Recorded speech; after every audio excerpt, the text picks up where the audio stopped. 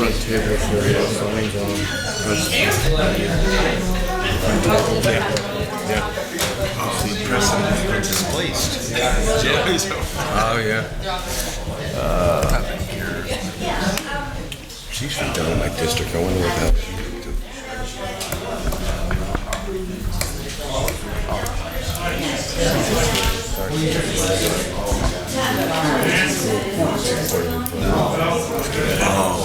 Yeah. Oh, yeah? Square, I have to go.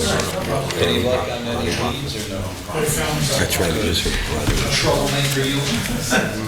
Where was you from?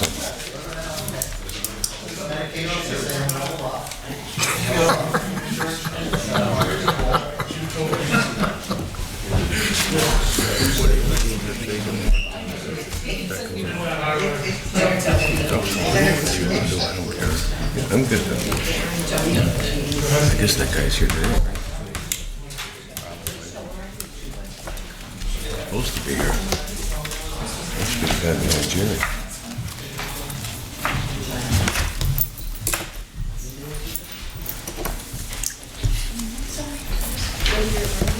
No, it's okay. I'm fine. She's going to have to enjoy yourself. What you?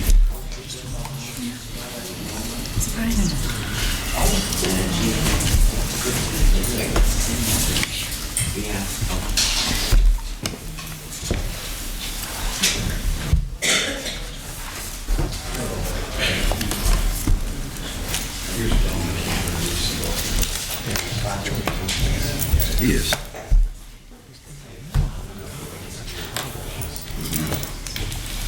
He gave me one today that I mentioned. These are residents come to me and they say this. So he said, tell them to come to me. I can't believe that it's been a little announcement. He's still not over the fact that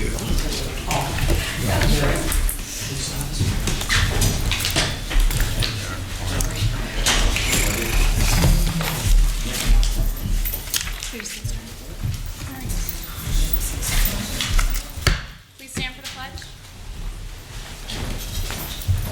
Allegiance to the flag of the United States of America and to the republic for which it stands, one nation, under God, indivisible, with liberty and justice for all. Almighty and everlasting God, who presides over all things in heaven and earth, come and preside over these deliberations so that those that make the decisions may be guided by your wisdom.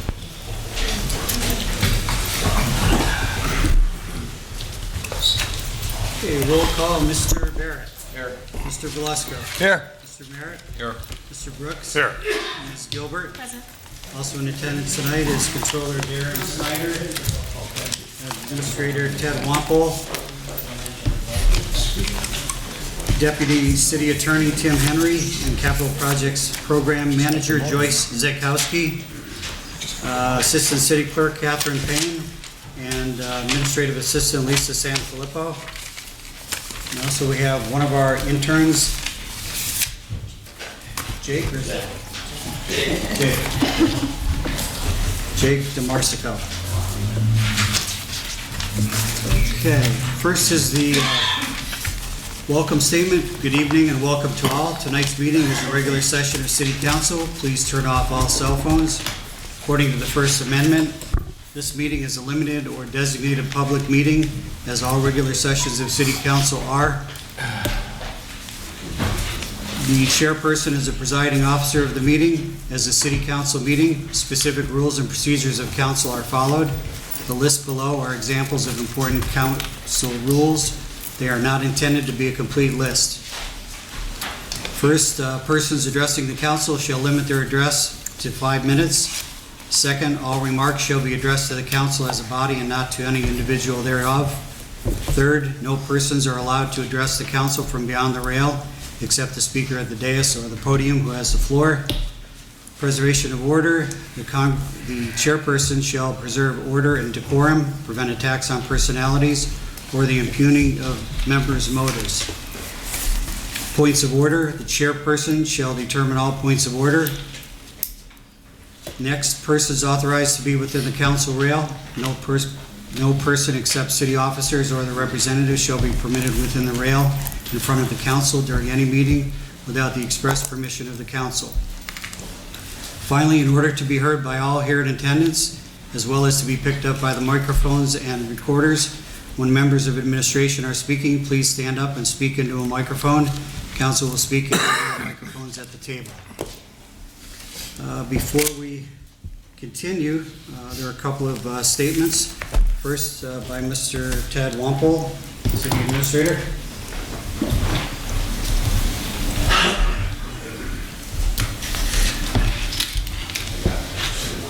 Hi, Teddy.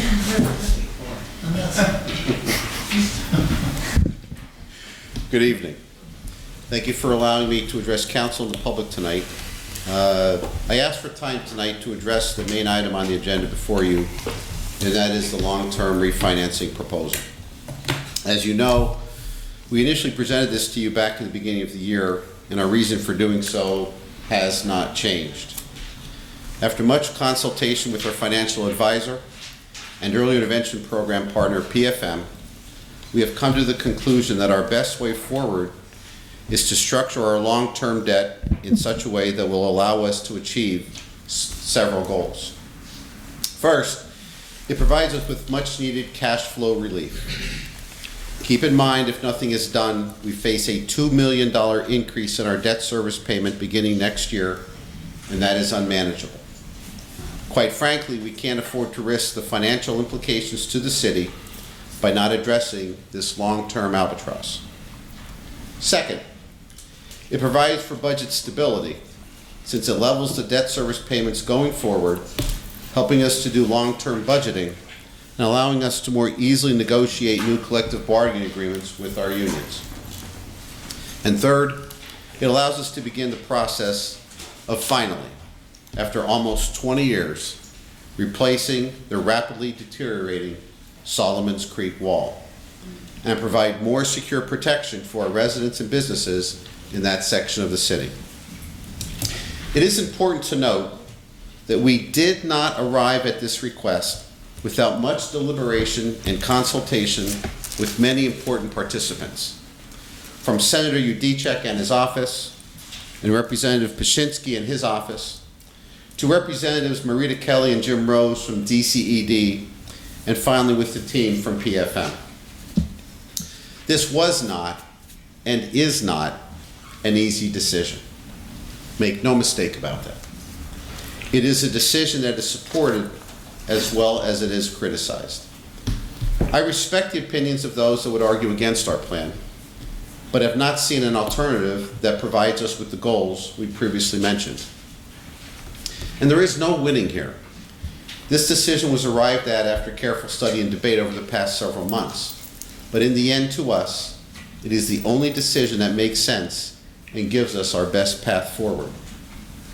Recently, I met individually with every member of council and the city controller. I explained the administration's reasoning and plans to put us back on solid financial footing. We discussed several of the options that we have discussed and are considering, but made it clear that we need council's input and support to make it all work. A continuous and open dialogue where we will agree and disagree on options to be considered will be a staple of our long-term planning.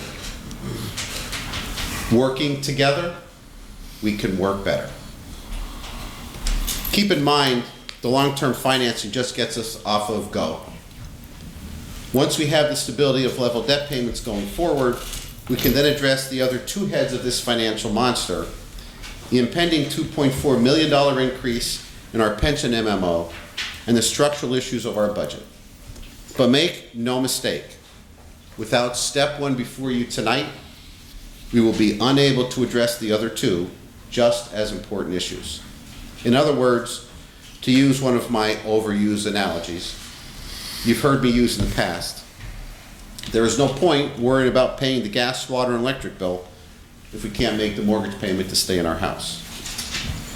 Through some of our discussions, we have had several good exchanges of ideas of how to solve our financial dilemma. One of the ideas we agreed made sense was to operate under some of the guidelines of Act 47 without actually being in Act 47, such as using 5-year budget plans, etc. Going forward, we will have many difficult decisions ahead of us. Do we look at monetizing certain city assets, such as our sewer lines, stormwater management, parking, etc.? Working together, I believe we can come up with the answers that serve the best interests of our residents and businesses. I make this pledge to council and to our residents that we, as an administration, will continue to look for ways to make cuts in our expenditures where possible to affect the least amount of services to the public, and will continue to look for ways to maximize our revenue sources to make sure we receive every dollar we are entitled to. So I ask council tonight again, please support our long-term debt refinancing plan ordinance. Give us the opportunity now to avoid Act 47. Let's get to work on improving our financial picture. Let's all work together to show the Commonwealth of Pennsylvania that this is how a community, a municipal government, gets it done without having to work through an Act 47 filing. Thank you for your time. Beth, not to talk about during, Troy got here during lunch, would you be able to sign in? Because he was like coming up the steps, he couldn't go up real fast. He wanted to be able to talk. You came in during the pledge. He was right here coming up the steps. Yeah, all right, that's fine. Thank you, man. Okay, next we have Mr. Darren Snyder, City Controller, would like to make a statement also.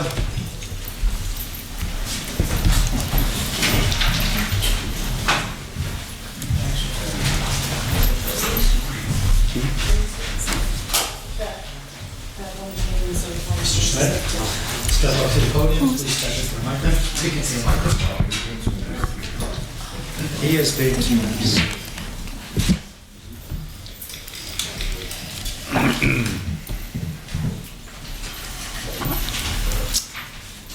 I was asked to give a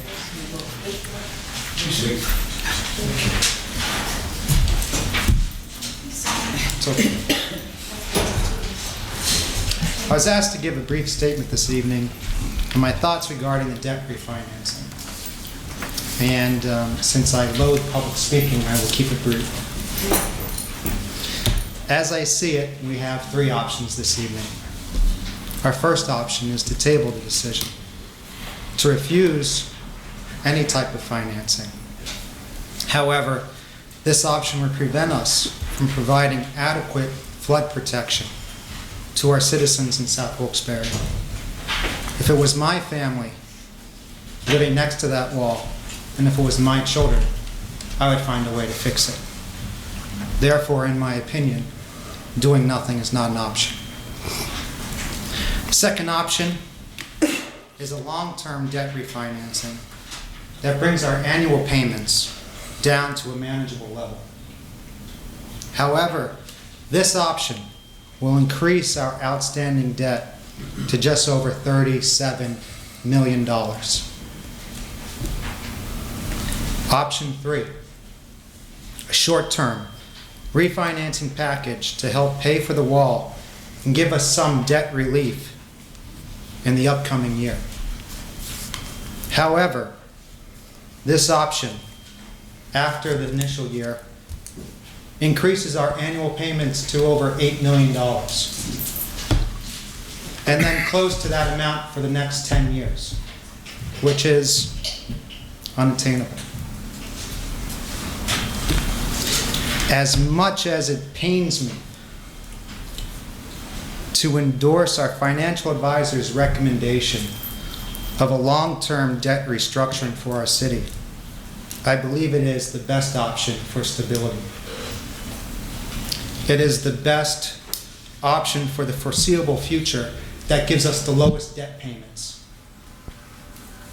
It is the most expensive option of $37 million if we stretch that out for the 20 years.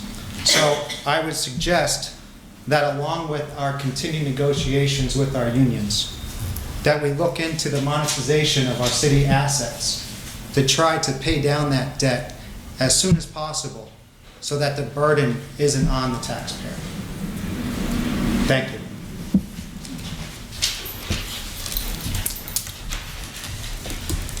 Does anyone from the public have any comments on pending legislation? Bob Kalabowski, Get ready. I'll tell you the truth. I am appalled that the mayor of the city of Wilkes-Barre is not here. One of the most important decisions that's going to be made, that's going to affect every taxpayer and businessman in the city, and he has Ted Wampel doing the talking. I want to know why is he not here, and I demand that this council, if you got to get a habeas corpus or whatever you got to do, I want him here for the next meeting. For the next meeting, I want him here. And the thing that bothers me the most about this refinancing thing, it almost makes me sick. Why are we going, why is John Moses, Cozen O'Connor, why are they the bond counsel? And I want to know, Beth, if you could possibly do me, Ted gave me a rough idea what they're going to make on this, but I'd like you to look into this. Why are we going with them? I want to find out exactly how much they're going to make, and I want to find out exactly how much all these other financial people are going to make. And did anybody try to look at alternative financing, going to a different source outside without getting involved with these people? Because you got to understand one thing. They're all here for one reason. Because that's what I said a couple of years back. They're like a bunch of leeches coming in here. They all made money on this. And I'm not trying to diminish their professionalism, but they're here to make money. And I'm going to pay it, and everybody else is going to pay it. And it makes me sick to my stomach to know these people are going to make all this money. We should look at alternative financing, and nobody wants to see those people in South Wilkes-Barre get flooded out, and that's not this administration's problem. It was brought on all these years of neglect. But the most important thing I think we should look at, Ted.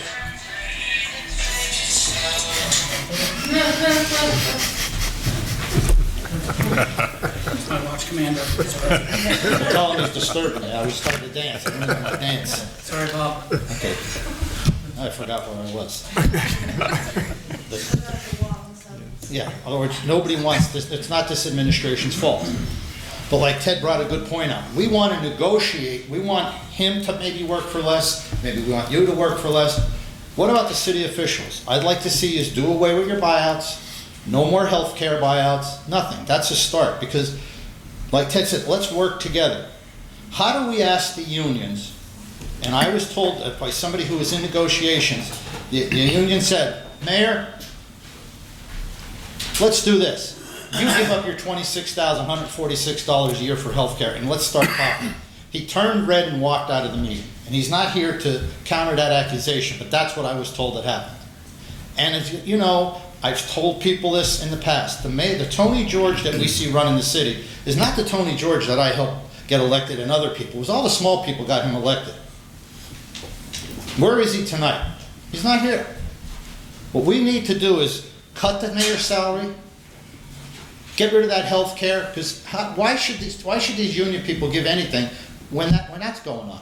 And also, look what I brought out how many times already. $70,000 a year to answer the telephone? Tom and Varsky, $56,000 a year, and he's cracking a pension? And see, Beth, here's something you might want to copy, is what they did in 1990, 27 years ago, and people say, oh, well, that's only a small fraction of this. No, this is the problem. We have it set where we can't stop pay raises to the city officials. It just keeps going up and up. This needs to be changed.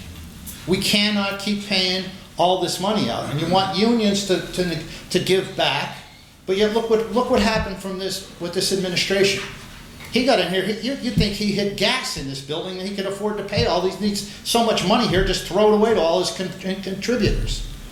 So I'd like you to look at, like, if you could, maybe, Kathy, can you copy this? Because this is what 27 years ago I fought this about the pay raise. What it does is encourages the administration to go along with pay raises because then they get pay raises. And this past council let Tom Layton get a couple pay raises, which increased his pension. So I think before the next meeting, you should come up with how yous are going to cut.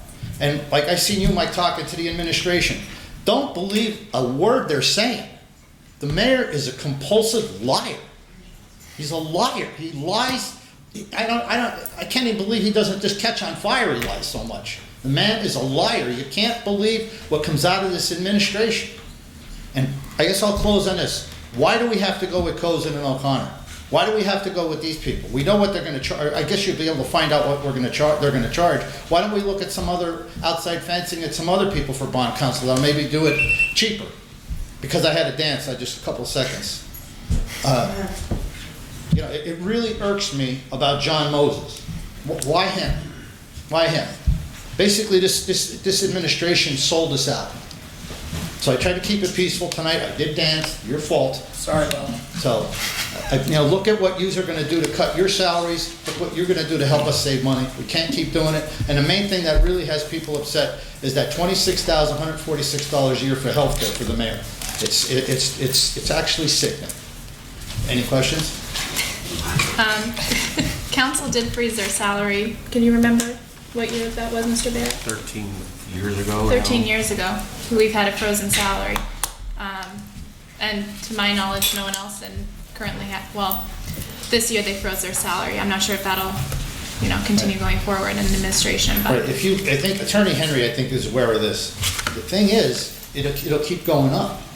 In other words, if council really wants to show a good example in the administration, start cutting back, because how do you expect somebody to take a pay cut when everybody else is making money? And I don't want to pick on you, Mike, but like the health. You can't have back and forth. I understand. So try to look but at but my point was the council did, over a decade ago, make the first step in setting precedent for, leading by example, and showing the public that some of these practices that we've had for decades aren't sustainable anymore.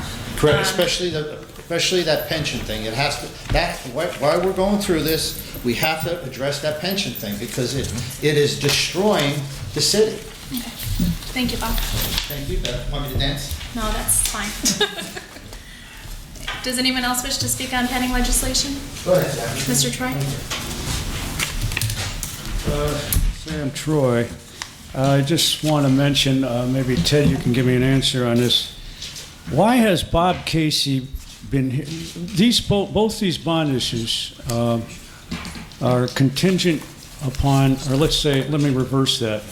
The Solomon Creek Dam, rebuilding of that, is contingent upon either of these refinancing projects, correct? So in other words, there's one reason for, the main reason for these, or one of the reasons, I'm confused here. It is the Solomon Creek Wall. And if we took Solomon Creek Wall, if that was not a factor here, we wouldn't need to refinance, or is it still a sense of urgency here? Just finish your presentation, Mr. Troy, and then Mr. We'll Wong. do it at the end? Yeah, he'll answer your questions at the end. Well, I would just like to know an answer on that, because Bob Casey has been here at least 3 times, and last time he dragged, I think it was Matt Cartwright with him, Representative Cartwright, and there seems to be these guys are not just here to make campaigns. Now, Bob Casey is up for re-election next year. So I think the chances are pretty good that the federal government is going to come through for this city on that. Maybe you have an answer. So that's my question. If that factor were removed, if that was not a factor here, if the Solomon Creek Wall, would there be the sense of urgency of adopting either of these ordinances? I think we have to, the city as a whole has to do, I'm glad to see Darren Snyder is a little more discreet about proceeding here. And I think that I urge council to put this on the back burner again. I know it's the first reading for each and they have to be approved with another reading. But either of these options, you do a cost-benefit analysis for every decision you make, at least you're supposed to. I guess in a lot of cases where decisions are made, it seems that the so-called benefits are looked at more closely than the costs, or assets versus liabilities, or advantages versus disadvantages. The disadvantages of this, I think, outweigh the advantages of each of these. That's why I think council should delay any decision, because the city is going to go further into debt, as Mr. Snyder indicated. Credit rating also is going to drop, correct? With the assumption of the increased debt? Not sure about that. But the city paid, under the Layton administration, a hefty fee to jack that credit rating up. And now I believe, and I'm not an expert in refinancing, but I believe that credit rating would be in jeopardy here if either of these ordinances are adopted, either of these refinancing plans are adopted. Possible solution. Yesterday I we had a meeting. I'm on this ad hoc committee with several other people, well, not several others, but a few other people from the administration, including Mr. Wampel. Doesn't seem, and I think that this is the only route to go to avoid these financing plans, is to something along the lines. I agree with everything Bob said, including the fact that the mayor should be here to present the case for this. But how do we go about making these refinancing plans unnecessary? Maybe it's too late, you might say.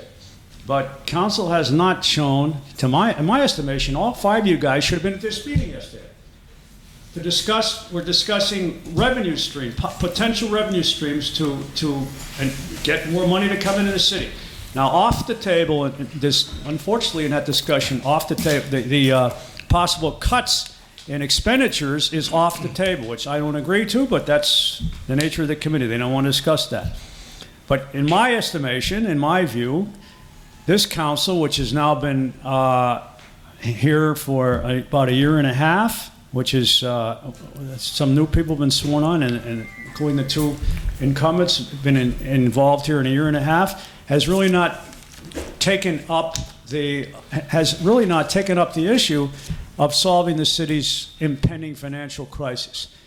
The way to do that, as I see it, is to increase revenue streams along the lines of some of my suggestions or some of the others that were presented here. So far, none of those suggestions have been taken, or they've been discussed. I know they're being considered. But in a year and a half now, nothing has been done along those lines. No significant cuts, as I see it, have been made in the area of expenditures. Maybe a few here and there, I know. But I would like to see, before my time has expired, I would like to see before council takes action on this, some sort of referendum, at least an official public hearing, to get more public input. I mean, after all, you're talking about people, most of us in the long term here are going to end up bearing the burden of this increased debt, because we're going to be, our taxes, our property taxes are going to increase dramatically. That's basically all I have to say.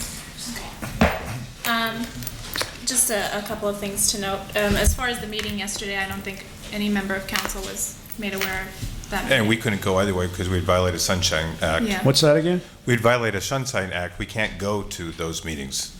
The 5 of us can't come to that meeting. Everything we do have to be in public. But we have had all the same meetings that you've had, Sam. We have also had as well. All the same ideas that you discussed, I've been discussing. So you say you're working on this problem? Has been since December, yes. We've had so many meetings, I'm tired of them, but that's what I signed up for. I'm sorry, But so we couldn't go to the meeting that was yesterday, we can't go because it violates the Sunshine Act. Have you proposed any solutions in cuts in expenditures or increased revenue streams? Yep, Because I haven't heard them. I don't see them in the paper. Mr. Troy, I can't allow back and forth. Okay, but I'd just like to know because as I said, I can't allow back and forth. Mr. Brooks, did you want to continue? No, I'm fine. Okay. And I mean, I think each of us has, offered some sort of advice to the administration or different ideas. And as far as implementing those, different revenue sources or making cuts, those are largely administrative moves.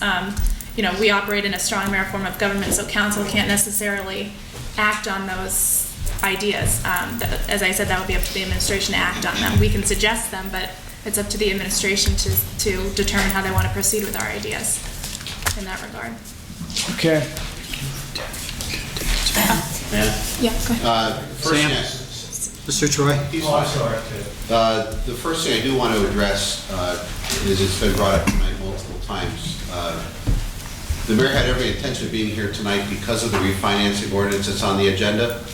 He had a family member pass away and is currently attending the viewing and funeral down in Maryland.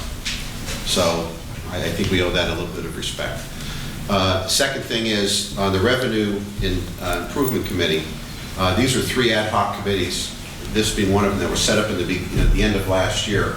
And council has been invited. Mr. Barrett, thank you. So to avoid sunshine, we did ask for volunteers and a council member. I think, Beth, you're on the blighted property committee. Right. So council is, if we want to be honest here, on each one of those committees, okay?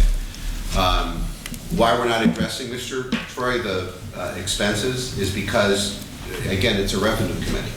We can put an expense reduction committee together, but it's just like I don't go to a baseball meeting to discuss football. I'm we're there to discuss ways that we can improve the revenue, which I think you must agree was a pretty lively discussion with some interesting ideas that we're already looking at implementing from that talk yesterday. So I don't know if there's another point. There's no expenditure committee. Well, not at this point, no. So, I mean, it doesn't seem to be a sense of urgency, but thank you, Ted. I disagree. Does anyone else wish to comment on pending legislation? John Toski, Almond Lane. I just want everybody to, when they're, before they vote, just explain what, you feel is the best option and why. That's it. I'm Jerry Lyon, Times Leader. I have 2 questions. Page 17, bond counsel Posen and O'Connor. Do you have a hard cost number for them? And underneath section 27, financial advisor, PFM and financial advisors LLC. Are they also going to be paid extra money besides the $75,000 they're getting to assist the city? So are they getting additional money through this fund? So if somebody can answer that, then thanks. One more thing. The $4.4 million cost now for the Solomon Creek replacement, it's dropped from $6.5 million to $5.5 million, now $4.4 million. Is there a chance that it will drop further? And how is that estimated cost arrived at, and why does it keep dropping? Thank you. Mr. Walker? As far as the cost for Posen O'Connor, again, Jerry, that's not official. We don't have a final number yet because this thing, as you know, has started back in January and it's still not finished yet. So we don't have a definite number on that yet. The second thing, as far as PFM, Dave, you want to? Yeah, PFM, there's 2 separate sides of PFM. The first one was the PFM group that came in to assist the city with early intervention. I believe a majority of that cost is being covered by the state. And then secondly, their opposite side of the house, which is the financial advisory firm, they will receive a fee in this transaction as well, but I'm not sure what that fee is. I don't work for PFM. But their first point of contact with the city through early intervention is the majority of that cost covered by the state. And there's a third? Yeah, the cost of the replacement, $4.4 million. So there's estimates. It's not 4.4 though. It says, I know. Yeah, it does say 4.4. Well, there's engineering costs too on top of that, Jerry. Well, why isn't that included? So, I have to take a look at it. estimated costs, it's page A1, product replacement sections, estimated cost $4.4 million, estimated life 70 years. So, what would be the additional engineering cost? It said it keeps dropping. So. Mr. Lina, can you just come up to the microphone? I'm sorry. Sorry, I'm sorry. Yeah, it just keeps dropping. So, is there a chance it's going to go further? But if there are additional costs, this is not the right number. So, this is for some explanation and clarity. Thank you. Yeah, just so you know, the engineering costs alone are a little over $250,000. That's not it. That's not included. So, Yeah. so it'd be another 2.5. Correct. 250,000 on top of this. Correct. Are there other costs? At this point, no. Okay. Sorry. We're also not there yet. I understand, but you put a number out here. And originally, Jerry, too, including in the engineering studies are additional feasibility studies. But originally, prior to the wall falling, the plan was to narrow the channel, so build a wall inside, then extend on the other side by taking over some homes or paying for land. After the wall fell, right underneath the wall are several lines, which now we know where they are.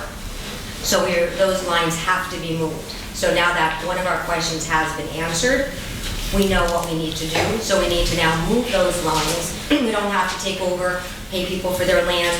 So it reduced the cost because now we have an answer to a question. Unfortunately, because of the tragedy, but it helped. Thank you. Question on the utility lines, and I'm glad you brought that up. Utility lines that need to be relocated because of this problem. Would that not be the responsibility of the utility companies themselves that own the lines? Are we responsible to move their lines? Not necessarily, but it's not out of the question.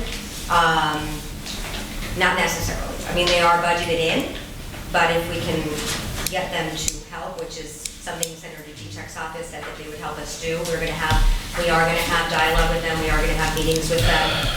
In fact, I've already reached out to them, two of them. So it's not out of the question, so that is definitely something that we can maybe reduce or share the cost, but right now it's included. I think they should be working on that right now. Utility companies relocating those lines. It brought up one other question, maybe Mr. Wampel can answer this, I'm not sure. The bond council and the other factors that are involved, is that based on a percentage of how things, of the amount that we restructure? Yeah, typically, the industry average is 2%, and I believe when Scott Jr. was here about a month and a half ago, the total cost expenditure for the financing options and the professional fees are well below that 2% number. Total, that's bond counsel and... That includes bond counsel, that includes underwriters' fees, that includes legal fees for both bond counsel and underwriters' counsel. That also includes the rating agency calls. That includes the printer expense for the marketing of the bonds. That's all included in the under 2% figure. Okay, thank you. Yeah. Bill. I just wanted to state that my kind of reversal in my opinion, when I looked at the options with the scoops, and if we did a short-term refinancing, it seemed to me that there would be no way that we could pay for the debt payment in 2019. So we would be forced to do another scoop, which would lower the debt payment and then raise it again. And that continued refinancing would be actually more expensive than the one-time refinancing. And it would give us that stability. And when I looked at the Standard & Poor's document that said that further use of refunding to deferred debt payment service could weaken the credit rating. So if we continue to refinance over and over to defer those debt payments as opposed to tackling them now and going forward, seem to be the best option to preserve our credit rating as opposed. And their main concern was liquidity, so that with the overall payments were actually lower with the long term than with the 2-year scoops that would give us greater liquidity, which is more of what the Standard & Poor's was looking for to maintain our credit rating. I think what is of the greatest concern to all of us is, of course, the amount of interest that's accrued over the restructuring in the long term is significant. And it's significant if we continue to stretch that out over 20 years, where part of the financial plan for the city is monetization of the city's assets. So that would entail selling and or leasing, long-term leasing of the city's assets of sewer lines, parking, housing authority. All of the city assets would be on the table to sell and or lease in the long term. So that $37 million of additional debt is incurred if we continue to stretch that out over 20 years. But if we're able to monetize some of those assets, sell them off, lease them to pay down the debt, then that $37 million increase in debt is no longer interest payments over 20 years. So we could defer that by the monetization of city assets, which is one of the recommendations in the financial recovery plan. I have one more question, if you don't mind. Go ahead, Mr. Mayor. And this might be best handled by Attorney Henry. We have two ordinances in front of us here tonight, both for first reading. It's conceivable that both could move on for a second reading. Is that? As I see it, if hypothetically, if the first one were to pass, I believe the proper course of action would be to remove the second one from the agenda, remove from consideration. It wouldn't be necessary. Yeah. So, yeah, I don't see that happening. I don't see both passing on first reading, depending on what happens on the first reading of the long-term ordinance, which I believe is number 1 on the agenda. Okay. And Mr. Ryan and I have spoke about this issue, about, 45 minutes ago, I guess. Right. Yeah, we talked about that, Bill. Also, Darren, if I may, doesn't the state prohibit 2-year scoop funding to 2 of those scoop? Yeah, it may be Incidents. in the future to continue that 2-year scoop. So what would end up happening is we would do the short-term financing now and still have to do the long-term financing down the road for the state, which would end up being more expensive, pushing it, kicking the can, than tackling. So the state is trying to get away from those 2-year scoops indefinitely.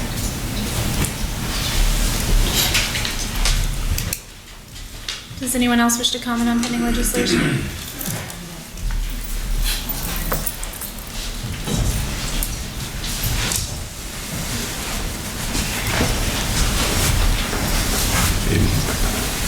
Hi, I'm Alan Rosenbaum from Hazel Street, Wilkes-Barre, and I understand it's going to be about over $4 million to do the wall, and it seems like the school board wasted $4 million last year.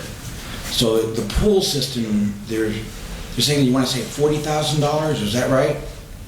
$40,000? Yes. For a Kisser pool. Now, is Kisser pool running? Does it work? You can only comment on pending legislation right now regarding the debt refinancing. Okay, well, I'm just saying that it seems like teenagers can use a job there, and the pool is working. That's it, that's all I want to say. You can bring it up under public comments. Yeah. You can come back and talk at Just the end. early, you can bring that up Yeah. later on during this meeting. Just not at this time. No, probably within a couple minutes. You can sign up. Oh, okay, I'm sorry. Yeah, Sorry. No, that's all I wanted to say. So good luck. Thanks. I thought you might have said kind of. Does anyone else wish to speak on pending legislation?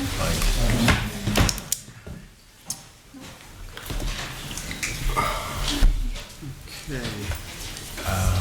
All right, we'll go right into the voting. First, we'll take the first ordinance listed on the agenda, which is file of council number 6 of 2017. And that is an ordinance authorizing the incurrence of the city of Wilkes-Barre of non-electoral debt by the issuance of general obligation bonds and/or notes collectively. In effect, long-term restructuring, that's long-term restructuring option on first reading. Motion, second, and vote is needed. Motion. Mike? I'll second. Okay. Mr. Barrett? Yes. Mr. Beluska? Yes. Mr. Merrick? No. Mr. Brooks? I'm going to give my reasons. I think someone asked, and I think the public needs to know. I'm going to give a quote, too. I know Mr. Wampel loves to put quotes on Facebook. There's a quote that I like called, "Truth is the glue that holds governments together and compromises the oil that makes governments go." I have to believe everyone is telling us the truth. I operate in a framework, my personal life, that PFM, PNC, Bennigan Scattergood, RBS, DCED, and the administration are all telling the truth. And the compromise that makes our government go is the financial stability and certainty that we need to have. I agree with our controller about the monetization of the city assets and the expenditure cuts that Sam Troy is looking for, new revenues that you're looking for too, Sam, and a 5-year plan like we're acting under financial distress of Act 47. So I'm voting yes on long-term. And my reasons are that the long-term gives us the financial stability and the certainty. The 2-year scoop is too expensive. And in my opinion, I feel I would be abdicating responsibility and doing nothing. So they're my reasons. So it's no, or yes. Thank you, Councilman Brooks. Ms. Gilbert? Again, I want to give my reasons for voting as well. I believe that before we can vote on any sort of refinancing, that we should make sure that every revenue stream is being explored first by the administration, and that any necessary cuts and modifications of budgetary items are made as well before any refinancing. And just to clarify, down the road, if I felt comfortable that all of these things were being explored, I wouldn't be opposed to refinancing. And I also believe that if long-term refinancing was the option, I think that it would have been done back in 2004 when PFM was here prior and gave the same recommendation. I'm in favor of currently financing only repairs for Solomon's Creek, so with that I'll be voting no on the long-term refinancing. Okay, motion passes on first reading 3-2. And to follow up on the comments that we just spoke about a couple of minutes ago, since the vote on this ordinance was passed, the voting on the second is a moot point and really unnecessary. In actuality, it comes down to either one or the other, not both. So if there are no objections from council, by unanimous consent, number 7, which is the second ordinance on the agenda tonight for 2017, will be removed from tonight's agenda and not voted on. If there are no objections from council. Any objections? No. Okay, there's no vote on the second one. Is that proper, Tim? Yeah. Okay. All right. That's it for the agenda items. Moving on to public discussion. Fred Schwalbeck.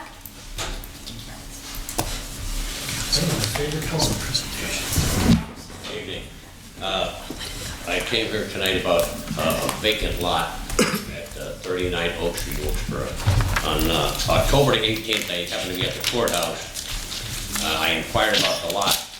I was in the repository file. I asked them to pull the file out. I purchased the lot from the county. The county set the fee. After about 3 weeks, the county notified me that the city never removed the lien that was on the property. The property had been up for sale about 10 years ago in the upset sale. Then it went to the free and clear sale, at which time the lien should have been removed. The lien wasn't removed. So I'm here tonight to ask if I can get the lien removed. And I'll take care of the property. Right now, the city is responsible. It's a vacant lot. It's unbuildable. All cut to grass, be responsible, clean walks. Mr. Schwabach, who's doing it now? That lot is relatively clear. We cut the grass tonight. Okay. I cleaned the snow, that last snowfall, we cleaned the snow off the lot. And just for clarification, if I may, the lot is not currently owned by the city of Wilkes-Barre. It's owned by the gentleman who was the owner at the time of the fire when we demolished it, who apparently stopped paying taxes on it about 10 years ago. And I believe you told me he went to prison. I think he went to prison for arson, for burning the property. And there was one more point I wanted to make. We don't own it. Oh, and you misspoke a little bit when you were talking. He said the city was supposed to forgive the lien. That's not true at all, actually. What happens is, by operation of law, when there is a free and clear sale, any liens on the property are removed. However, the city lien wasn't removed because we weren't giving notice that the lien was part of what was going to be forgiven, like the taxes and the other things. That certainly wasn't our mistake. That mistake was over at the courthouse. But that's it. I just wanted to clarify for the record. And I believe the current owner's name is Thomas Jenkins, if I'm correct. I believe it was, yeah. Yeah, and he still owns it. And he owned it at the time we put the lien on back in '08. So there have been no taxes paid to any taxing authority, be they county, city, school, since at least '08. I suspect slightly longer, probably a couple years, longer than that. Sir, if I may, what is your intended use for the property? Pardon me? What is your intended use for the property? Just off-street parking and maybe someday put a garage, but not even in the plans at my age. I'm getting up there. Okay, just curious. And obviously, Mr. Schwalbach, you would have the property insured. Yeah. Right. I own the property next to it, and then I live one door away. So, that would be, I have 3 on that, in that block, Oak Street. Thank you. Thank you, sir. And Mr. Schwalbach, I know that you've been waiting quite some time to get an answer from council, either way regarding what to do with the property. So I think by the next meeting, we should definitely make a decision as far as whether we want to put this on the agenda. So by the next meeting in 2-3 weeks, we'll have an answer for you. May 11th will be the next meeting. Okay. I'll be notified then. Yep, we'll certainly let you know. Okay, thank you. Thank you. All right. I skipped council presentations, so. Can't go back, too late. Mr. Barrett, did you have anything? Nothing. Mr. Bliss? Yeah, I did have something for Butch, but Ted, if you will, Minor Park. When we, during the snowstorm, we dump all that snow in the parking area. Have you seen it lately? It's a total mess. Now that the snow melted, all the debris that's left over, it looks like a house blew up right there on that spot.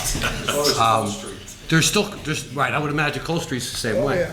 There's still snow underneath there, believe it or not. Oh, yeah. About 4 feet of snow. I know they were about 15 feet. Yeah, when it's all done, we'll have them all cleaned up. But I know that was gonna happen, that you were gonna have that cleaned up. But you see the parking lot, well, take a look at the parking lot when you're down that way. The parking lot is tore up, probably from the big trucks. And I would imagine it wasn't in good shape to start with, but it's tore up. There's chunks that came out. And now with the Little League starting and the Teen League and the softball field, it looks like heck down there. So if we can get down there as soon as possible, it's spring, it's time to clean up. The other thing, 427, 429 South River. I spoke with Kurt. Okay, so he talked to you. Behind that house, not only is the grass and weeds out of control, but there's another home, which is actually probably on Race Street.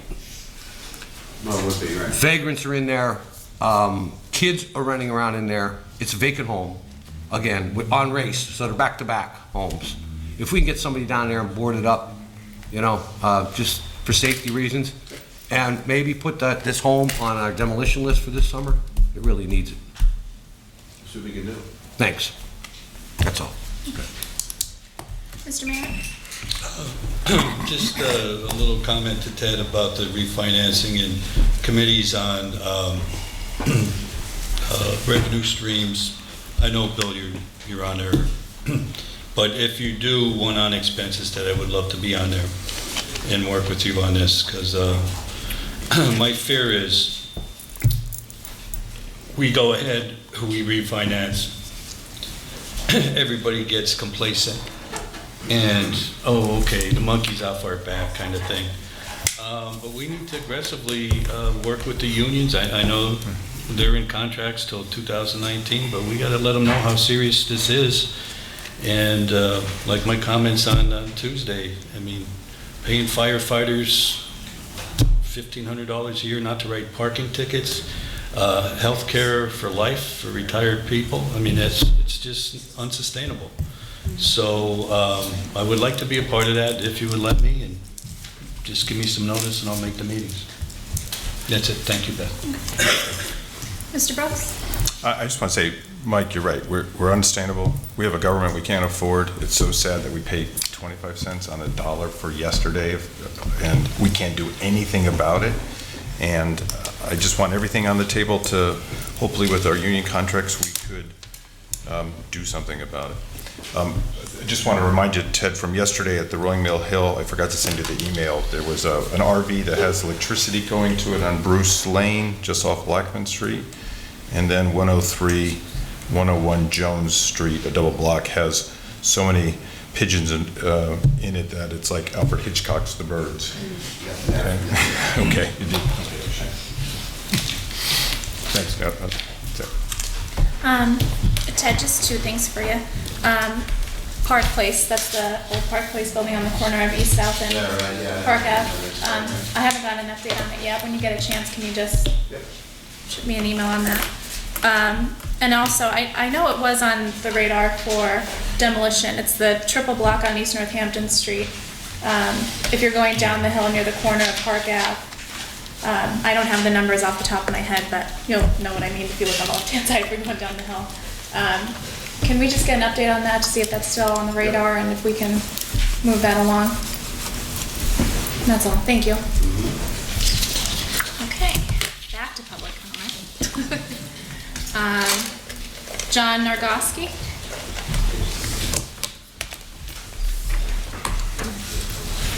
Good evening. Council, thank you for letting me speak tonight. I'm here tonight to talk about, I read in the paper about the Kisser pool possibly closing. I live on Richmond Ave. I've been a resident of this city for 54 years, and I've been at my address on Richmond Ave for 16. I'm a good person. I never, ever, ever want to take anything away from children. I've coached Skyhawk soccer for probably 8 years, South Wilkes-Barre Little League. I've coached a couple of your children on the board.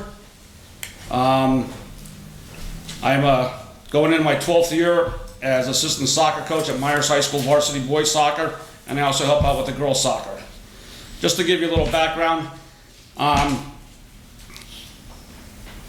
the last few years, the pool has gotten, or should I say, the children that have been coming there, it's been getting pretty bad. Last year was probably the worst. We're all hardworking people on the street, and it's one of the few great streets left in South Wilkes-Barre, and I like to keep it that way. I was asked to come here by the residents tonight. Let me just go through some of my notes here of what I've witnessed. And you know, there are a lot of good kids coming to the pool for the right reasons, to get cooled off and have a great time. But there are also a lot of kids coming in, teenagers, 18, 19, 20-some-year-old kids coming there and causing a lot of trouble. Neighbors and I have seen multiple fights, bad language, and I've heard they've been stealing out of the money box at the pool. I mean, it's unbelievable. My son and I went over, kids were smoking marijuana right next to the shrubs. We went over, told them to get going, and we were told where to go. The police have been called, I mean, multiple times. I approached one officer one night, I believe it was a Tuesday night, and he said, "Sir, I apologize. This is the 4th time I've been down to this school today, or this pool." At that point, you know, you just can't take it anymore. I approached Councilman Belishko to see if there was anything that we can do. He got back to me the next day, and he said the pool was going to be closing in approximately 2 weeks. And lo and behold, there was a problem that weekend, and actually the pool closed a week earlier. I am not here to close this pool on the good kids, but the kids that are coming in there are some bad kids. The lifeguards, I'm sure they're teenagers. I don't think there's any adult supervision over there. These kids aren't afraid of anybody. So whatever you council decides, the mayor, about the pool this year, I really hope you make the right decision. Like I said, I am not here to harm the good kids of Wilkes-Barre or anybody else, adults or anybody coming. I know it's a cheap way to cool off in the summertime for people that can't afford it, but you know, some things have to be done to control what's going on over the school. And I've heard a few other things, but you know, those are just things that I have witnessed. And I've talked to other kids, and I just hope we can do something about it. Thank you. Thank you, John, and counsel. Everything that he said is true. I was there. It's right around the corner from my business. All those things were going on. I think Ted knows that. He knows the police calls that were down there. No one wants to pull away from kids, as Mr. Nagoski said, but it was going on, and it was bad. It was very bad. I don't support the decision, but I understand it. Thanks. Can I say something on that too? I was in Florida recently. It gets warmer there than it does here, for those of you that have been there, but there's a large county park there. It's huge in this county that I visit. And a lot of people visit, a lot of kids and families, and they have a large water attraction there, not a pool. And I asked one of the county, it was patrolled by the county sheriffs. There was one that happened to be there that day. So it's a massive thing. And they said that it is just so much easier to control without a pool. You don't have the expenses of lifeguards, all those types of things. And it was great to see small kids, like 8, 10, 12-year-olds running around and the water's dumped on them and everything. I don't know if we could ever get another recreation grant or something for that area, but when you see the children having a good time there, and as the gentleman said, that's what it's all about. But sometimes when things get a little bit, pools are tough. They are tough, and lifeguards, as he mentioned, are teenagers. They're not going to take that position. But when you see families going to these water park areas, so anything, if we could have Mr. Barry look for any possible recreation grants, I just think that here's a great place here. It was 100 degrees, no pool, water park, water flying all over the place. Nobody can drown in a water park. I'm not saying you can't, but it'd be very difficult to do that. But it was just, and that was the reason they gave. Low maintenance, no lifeguards, families enjoy it, and none of those other types of problems that were just referred to there. And I know we have one at Cole Street. Hopefully that'll be up and running very shortly. It's a smaller one, but maybe something even a little bit larger down in that area would be wonderful, or any area of the city. Mr. Barrett, just to that, along those lines, and obviously the reasons have been very detailed as to what we were looking at. Keep in mind, I think it's important to note that the problem we ran into last year, in addition to the other problems that we ran into as far as the police, was we almost couldn't staff it. So the pool had opened 3 weeks later because we couldn't staff it. So even if we wanted to, I don't know if we would be able to staff it this year anyway. And mechanically, we don't know what we'd run into. We decided it was the right decision. We had been there and witnessed any fewer amount of kids frequently using that pool. And then when we added in the fact that the police were there all the time, which means me and my staff were running down there as well to check on things, we just think that that's the wise decision. We look at, somebody had mentioned about a splash pad. Sure, up at Cole Street, and I think, and especially when it's operating, it's a great way to cool off. I think that's the norm now in water parks, as opposed to having these pools. So we've already started trying to find and see what kind of grants are out there, whether we'll be successful, whether we can find something we can also live with and afford on a payment. We'll be doing that, and we'll see what we can find. But based upon the experience last year and what we looked at it going forward, we just thought it was the right decision. It was tough decision, but the right decision. Now, putting the other issues aside, as far as the issues with some of the kids there, do you think those could be resolved by having an officer there? Yeah, it's a good question. Even just a few hours. But it's a good question. It's an additional detail and it's an additional cost, and I'm not sure if you put the officer inside, if it solves the problems on the outside. If you put the officer We could walk around. I'll leave that for the discussion with the police department, but I don't believe that will alleviate the issues that they've had. Some of them, at the very end, we actually had to have a police car in the parking lot or in that neighborhood at closing. It was requested because of the problems that Mr. Nargoski was very clear about. So I don't know. It's not like there was an overabundance of kids in the pool. I just don't know. I don't think it's the same as it was when we were kids 30, 40 years ago. It's an indoor pool on top of everything else. And quite frankly, I think if people reached out to the Y and the CYC where there are pools and made inquiries as to whether or not they could utilize them, I think that both organizations may be interested. But for us, I just don't think it makes sense. Thank you. Okay. Dave Nargoski? How's everyone? I'm going to make this short and sweet. I live on Richmond Ave too, and this is about Kisser Pool. And everything the last speaker said is just 100% the truth. I mean, you come home from a hard day's work, cops there.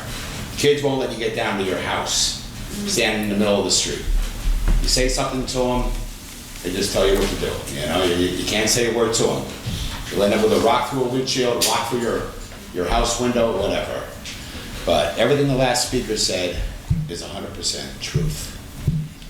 They smoke pot, litter. Richmond Ave is a really nice street. Kids are playing Little League right now.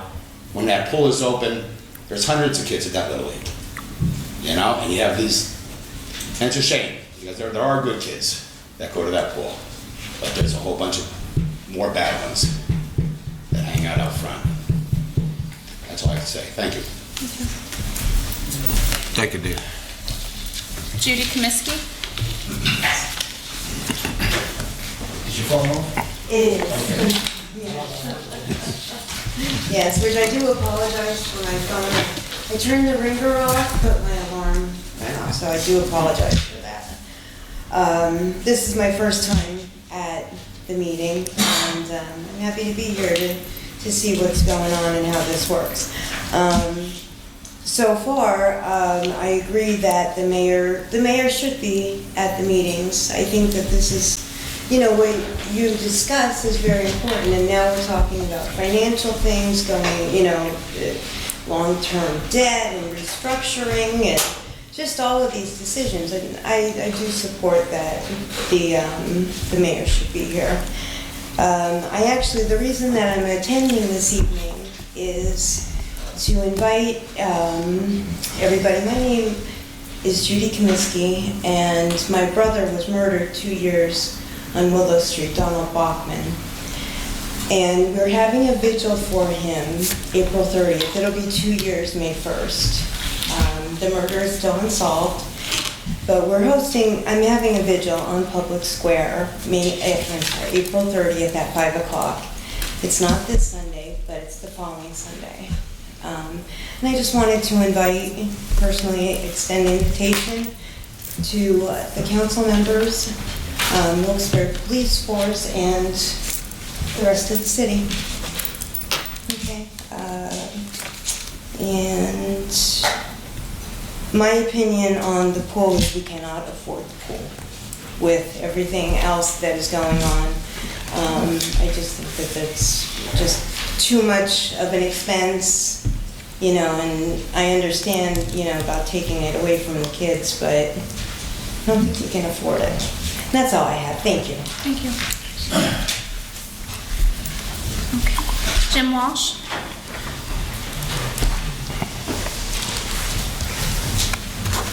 Get rid of Jim Walsh, Wilkes-Barre City.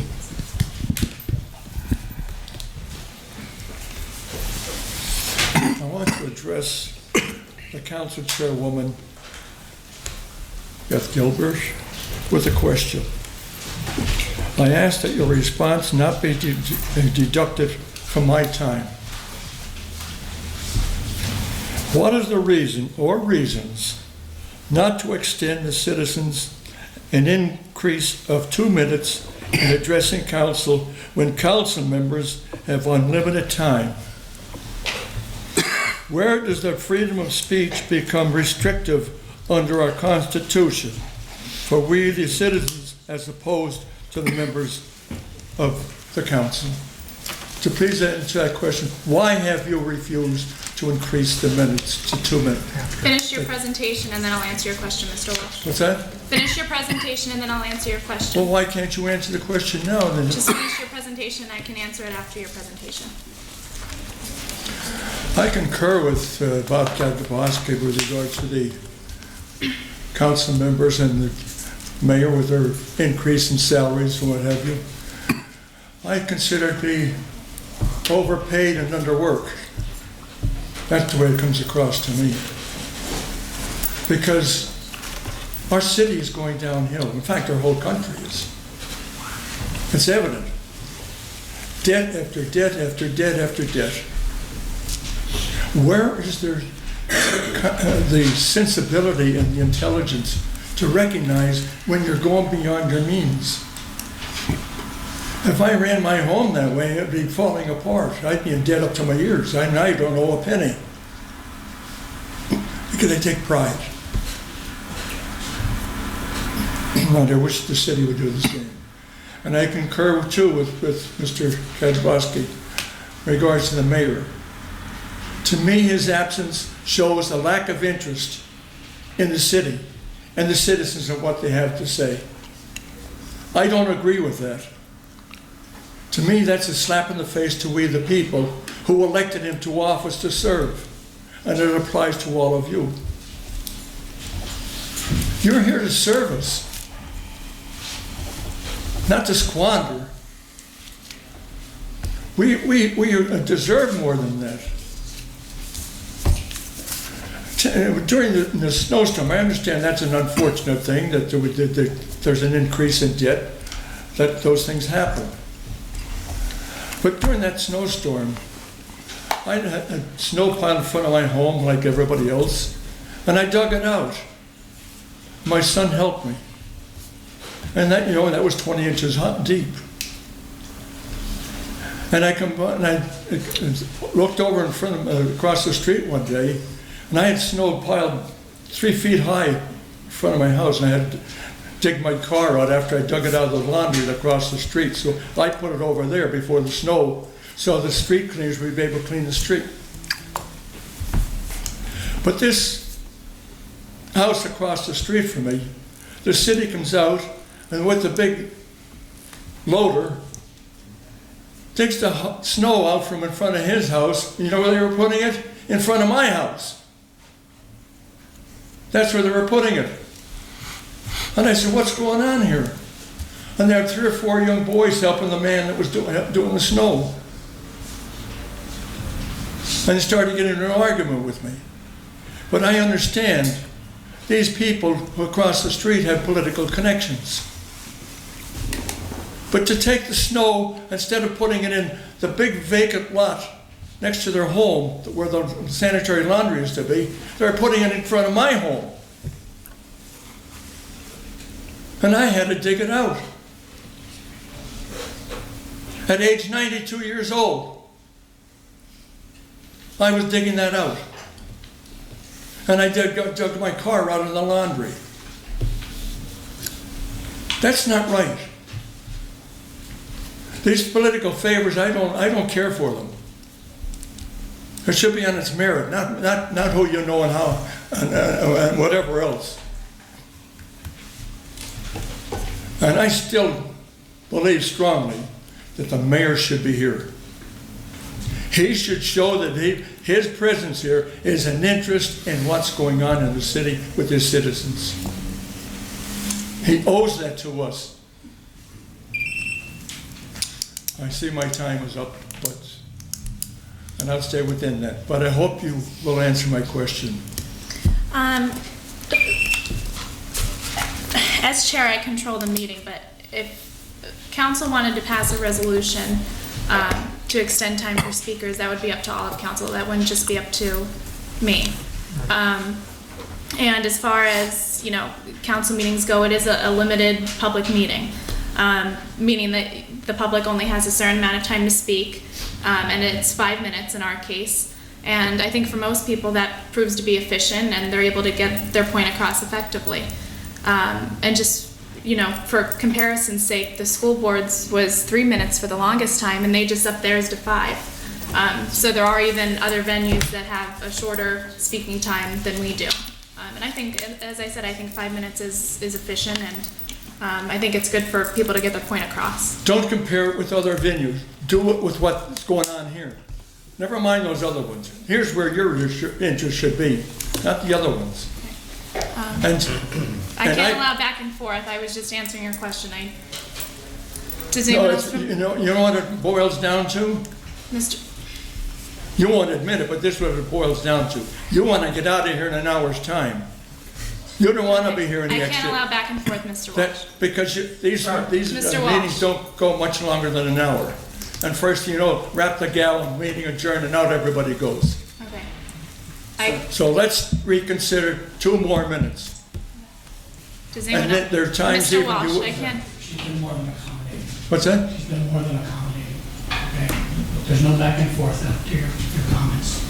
She's not had, she'll give you an answer. Someone else is going to speak, okay? So can I ask, why is a police officer getting involved with this? Because that's why I'm here. Would you please have a seat? Yes, I will. Does anyone else from council have any comments?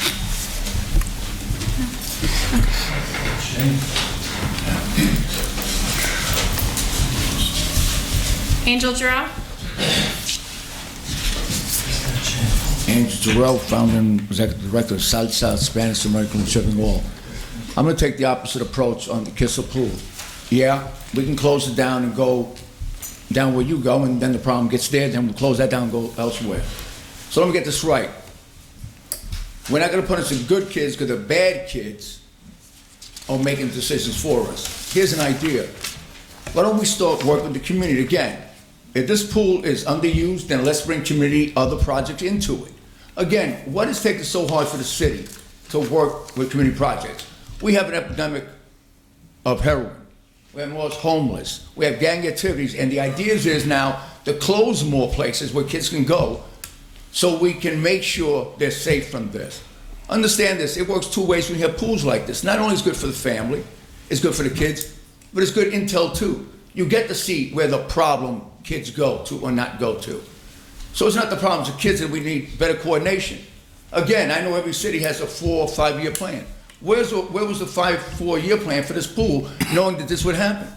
Knowing that this pool is a constant in our community. So once again, where was the 4 or 5 year plan for this? Ladies and gentlemen, yeah, there's bad kids. There are bad kids who go to church on the softball league and the soccer league, and they do smoke weed behind there too. So what, we're gonna close every place that does that? Again, we're running away from the problem. That pool is essential. If there's problems, then let's address it. Okay, if you're saying the pool is not being used, if you contacted agencies who are willing to work you that day, maybe set up drug and alcohol. The homeless people will be there, talk to the kids. Activities, but let's make this part of the community. By just saying it's a bad thing, kids will go there, let's shut it down. You're just taking one problem and bringing it down to the end of the road, not doing nothing for that community you're leaving with those bad kids. It just needs better coordination. I'm gonna tell you again, those who think that you can't do it, I heard the same arguments at Sherman Hills. I dare anyone to tell me, many of you didn't think the same thing. Let's forget it, Sherman Hills doesn't work. Fooled you, didn't we? And it worked because community people worked with each other. We started with 1 or 2 kids. Now we have 40, 50 kids up there too. Yeah, we could have ran away like everyone else did too, but we stood there. Now you want to do the same thing? The pool is bigger than just a pool. It's where people congregate to feel safe. Many times, the only time these kids get to be around safe people they feel safe with. They're able to talk to a police officer in a non-threatening way. So it's more than a pool.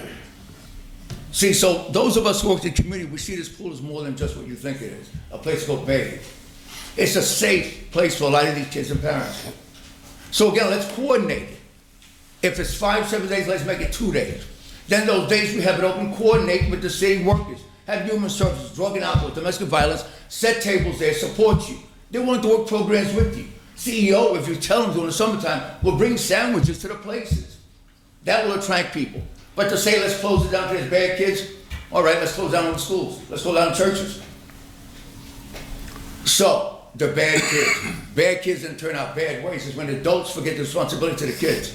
Again, that's all I see now. So, you want to use the analogy about that wall in case you don't build a flood? You already got the flood coming in. More drug overdoses, more homeless, more crimes like this nation, and the idea is to close the pool. Close the pool. And every other gangbanger is going to fill that void. So close it. You'll find a place for your kids to go to. So when I tell people see those bad kids, they do something to talk to the bad kid. Or they just look different. They talk different. They come from elsewhere. It's essential that the city council start working with these agencies in this town so we address these problems. Again, we're gonna have the same problem next year, let's start working now. We have a summertime coming where there's less people, less jobs. Race relationships in this nation have been the worst. Do we really want to close the pool to these kids where they're now looking for guidance, somewhere to go? Ladies and gentlemen, please think about this. It's not just closing the pool. That's the way you look at it.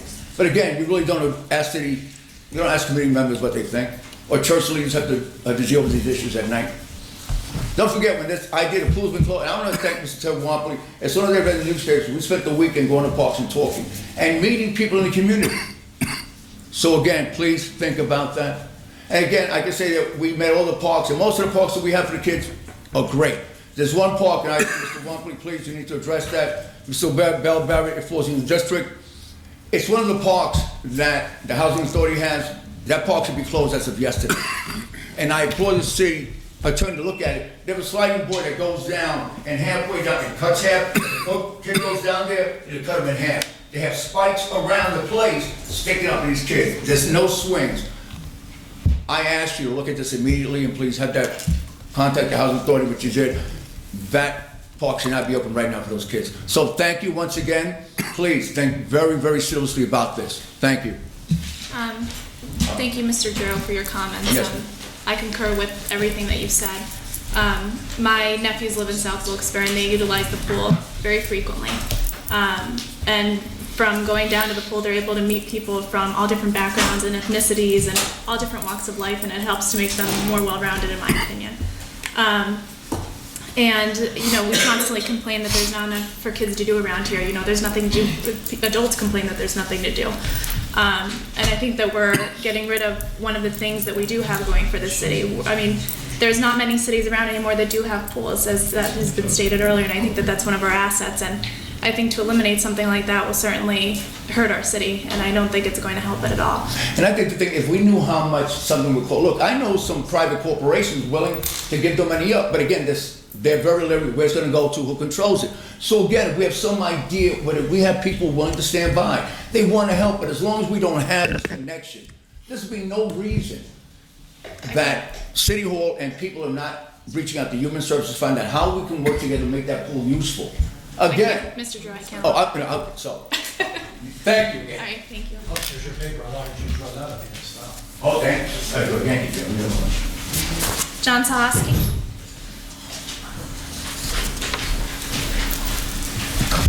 John Sahoski, Almond Lane.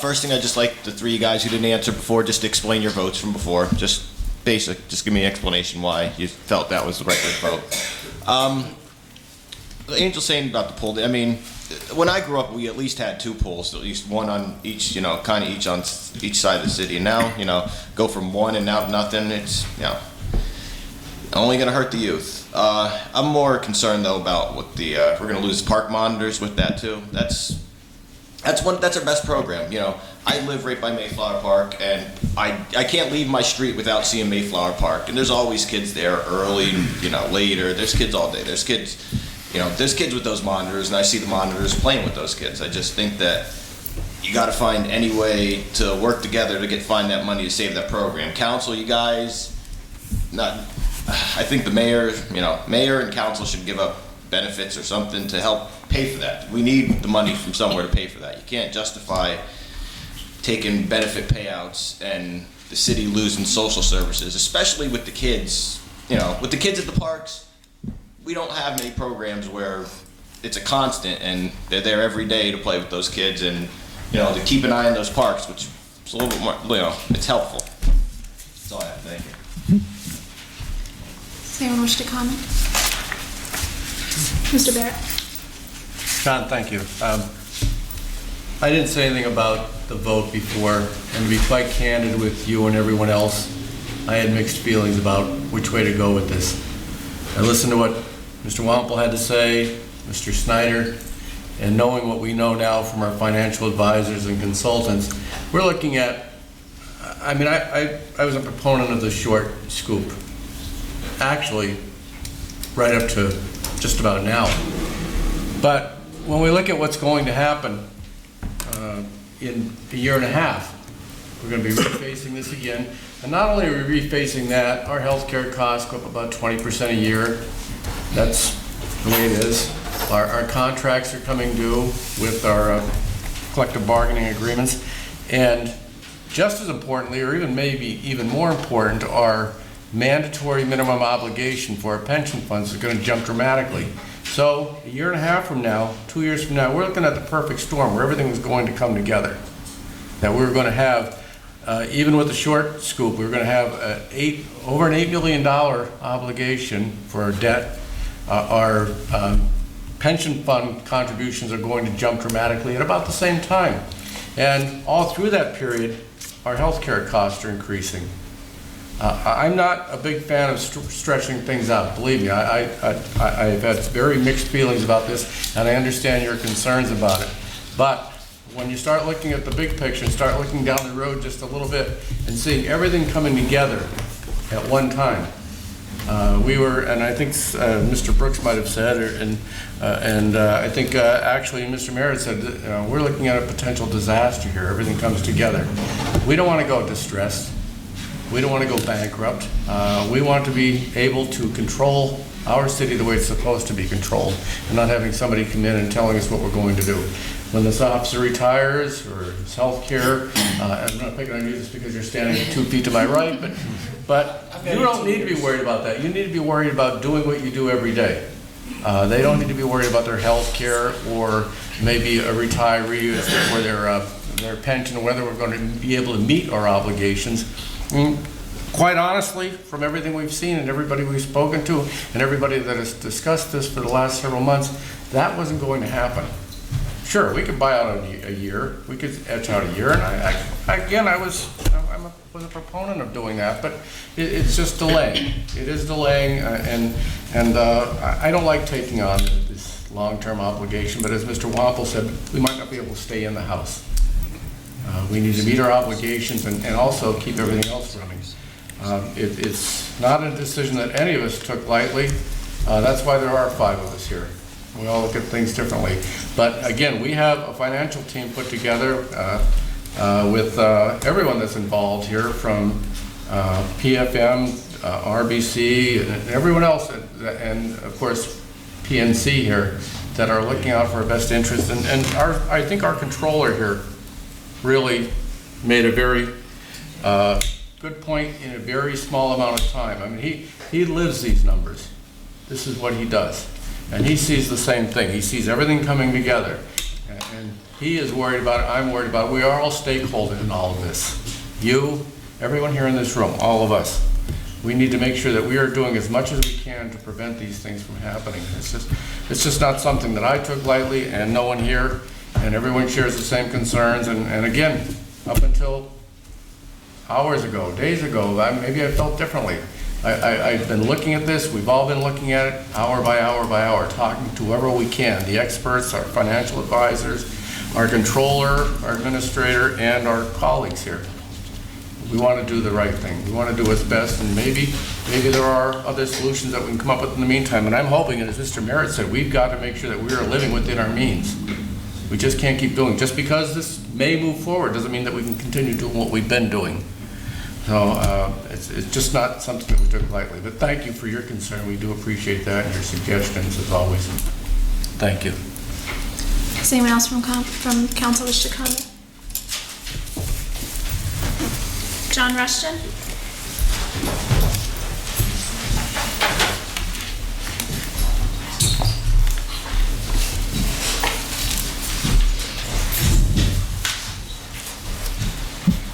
John Rushton, Wilkes-Barre. Last Saturday evening, there was a hit and run on North Main Street in the North End section. There was the lady, the man and the wife, husband and wife were holding a stop sign up, directing the people from the church's parking lot to the other side of the street. Well, they all stopped, and the one guy came up and over there from the Okies, up and over North Main Street, and he hit the woman with the stop sign, and he took out. And I got, nobody, the guy a couple doors down, got the make of the model, the license plate, the half of the license plate number, and the color of the car. He told the cops, and then the cops turned it in to 911, called it in. 911 said we can't do anything unless we have the whole license plate number. Yesterday afternoon, I was talking to one of the nuns that work at St. Stan's, and she said that they did get the guy who hit him up. What I'm saying is we need a stop. We need one of those flashing red lights at that intersection right there, like they have at North Main and them. Okay. So it won't happen. Okay. Is that Mr. Barrett's district? All right. Okay. All right, we'll look into that, John. Thank you.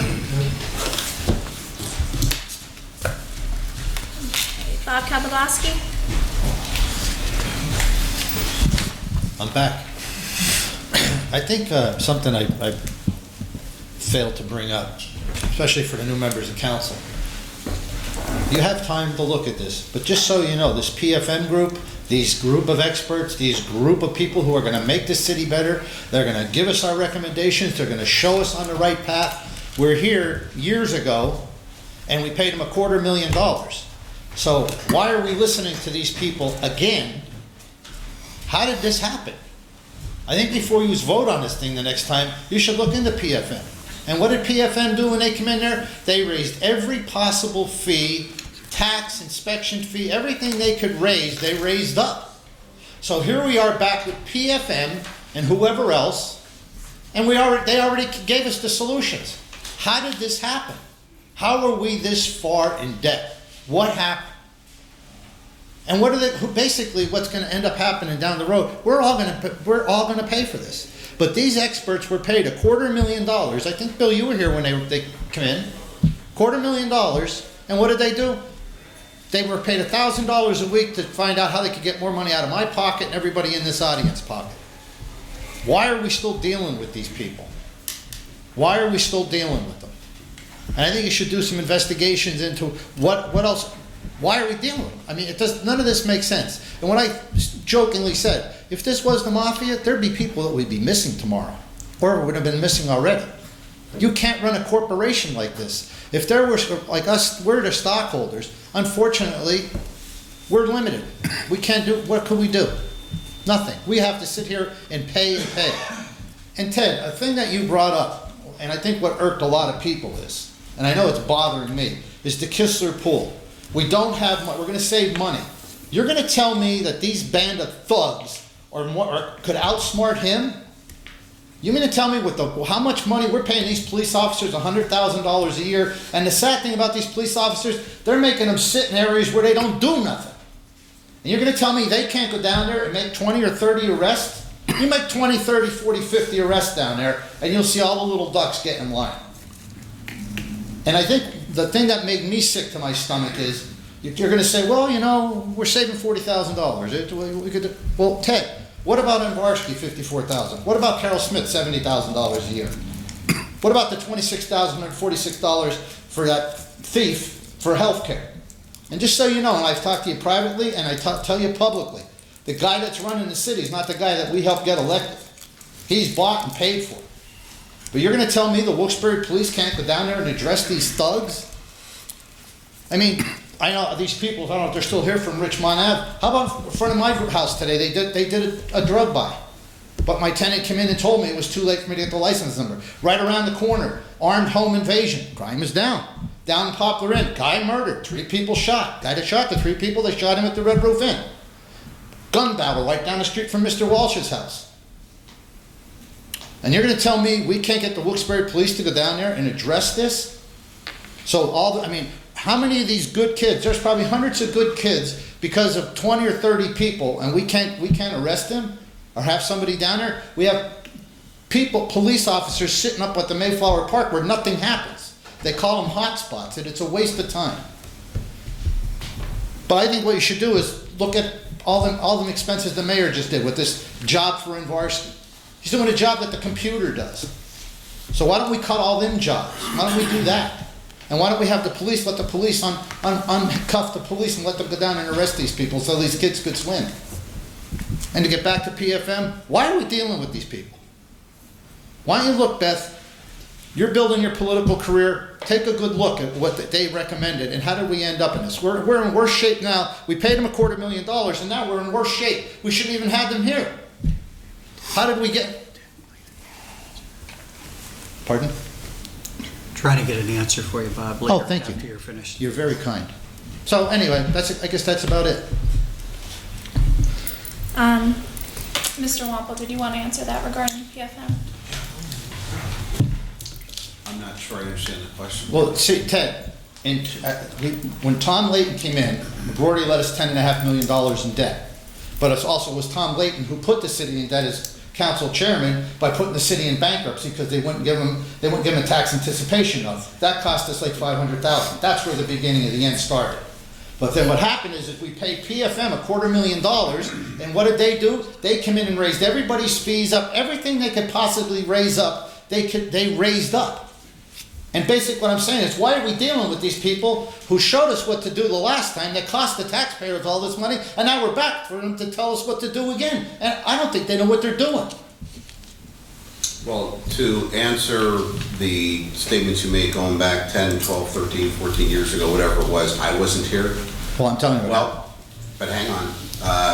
When we interviewed PFM going through that process, one of the questions was asked to them about being the prior early intervention program coordinator. And their response was basically that the city adopted some of our proposals, but not all of them. And, you know, they were going along the lines, if they had adopted more of what we had offered, we might not be where we are today. So, I mean, that's an opinion thing, and I respect yours. But at that point, we thought they would be the best team to take us forward. All right, with the Kisser Pool, if I could just close on this. Why are we gonna take all the good kids? And let's face facts, a lot of these kids, these Mr. aren't Kapelowski, I let you had your 5 minutes. All right, well, can I just finish on the Kisser Pool? You already spoke about the Kisser. All right, well, are you gonna answer about that? Yeah, but you were talking. I know, well, I was trying to bring a point. Mr. Wampel. Again, not an easy decision to do that. Really wasn't. We looked at several factors. Part of the problem was, obviously, it was financial. Part of it was the fact that there was an issue there we just could not control, and there was a problem that, the police are down there all the time. It wasn't a matter that they couldn't do it, but we couldn't put 5 and 10 officers down there just to control a problem like that.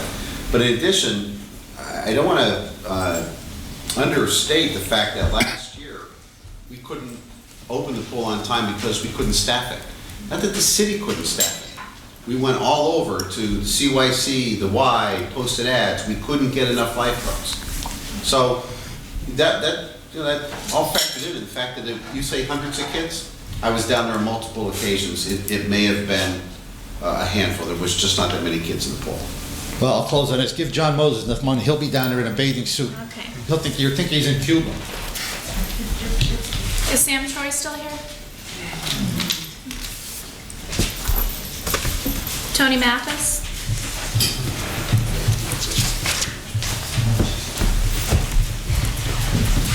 Good evening. Tony Mathis, Parkins Lane, Wilkes-Barre.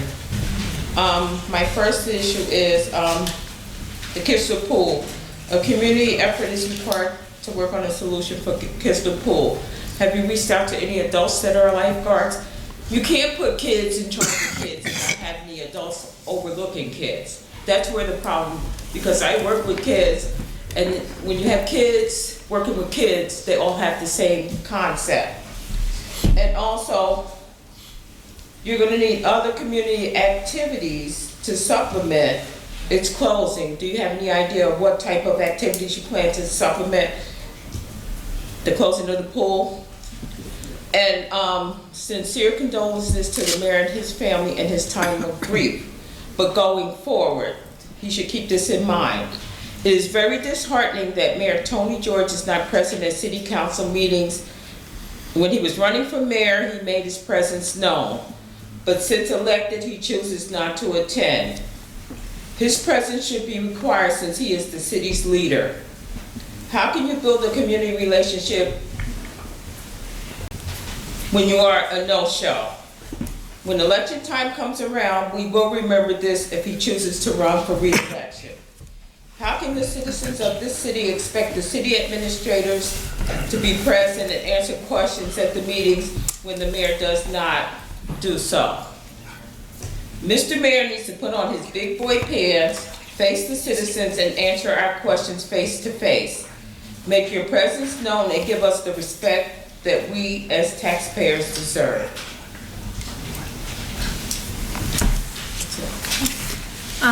As far as the mayor's attendance at council meetings, we've all stated that we want him here at the meetings. Whether he wants to listen to that or not is his prerogative, but we all keep pushing for it. I don't know if it's a winning battle, but we're trying. And in regards to different community programs that might be implemented, seeing as the poll's closing, that would also have to be directed at administration, because that wasn't council's decision to close the pool. So maybe, I'm not sure if Mr. Wampel can answer, or if you could even get back. Yeah, well, there's a couple of options, and we've had conversations with the Y, with the CEO, and some of the suggestions, we've had some very good dialogue. We're looking at some options.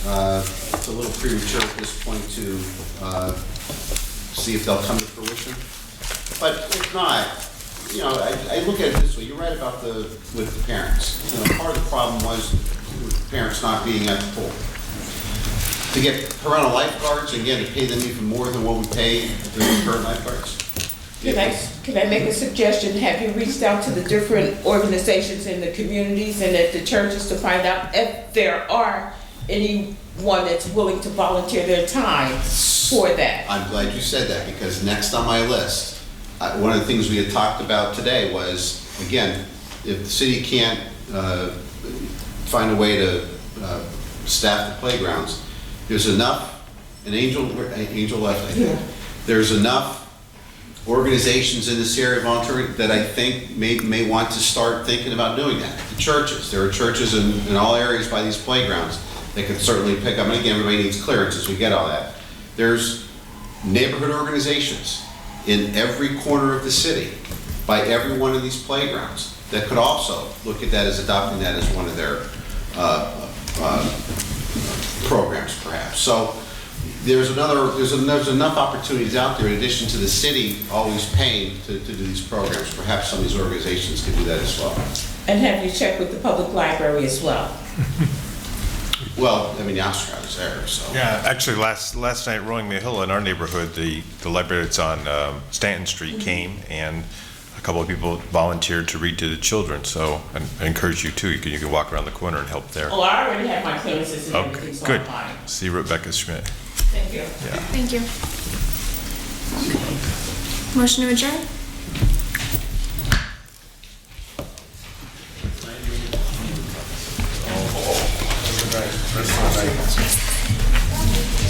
Thank you.